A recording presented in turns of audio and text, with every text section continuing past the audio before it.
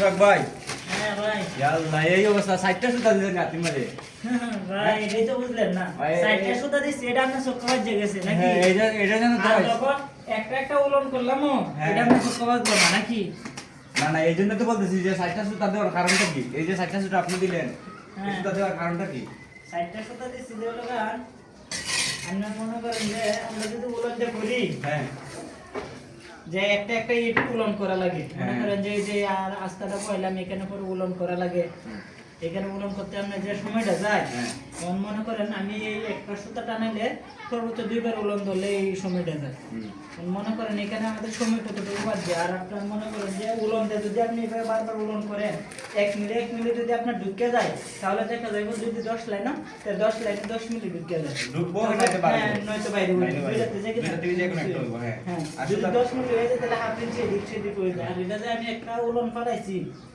নিচে আমার যতটুকু মাপ থাকবো উপরে ওইটুকু হয়ে গেছি মানে এদিক সেদিক হওয়ার কোনো সুযোগ নেই সুযোগ নাই আর তারপরে কাজটা 100% হ্যাঁ, হবে। কাজটা 100% ঠিক আছে আসলে এই দেখেন আমাদের একটা গাঁথনি করতে একটা দুইটা তিনটা 60টা সুতা দেওয়া হয়েছে হ্যাঁ এই 60টা সুতা দেওয়ার কারণে আসলে এই গাঁথনিটা বারবার সল করা হইতেছে না আর এভাবে যদি সুতা দিয়ে গাঁথনি করা হয় আসলে গাঁথনিটা আমাদের সুতা থাকে মিনিমাম এভাবে আসলে গাঁথনি করাটা পারফেক্ট আর যদি আমাদের ভিডিওটা ভালো লাগে তাহলে আমরা আমাদের পেজে ফলো দিয়া একটু পাশে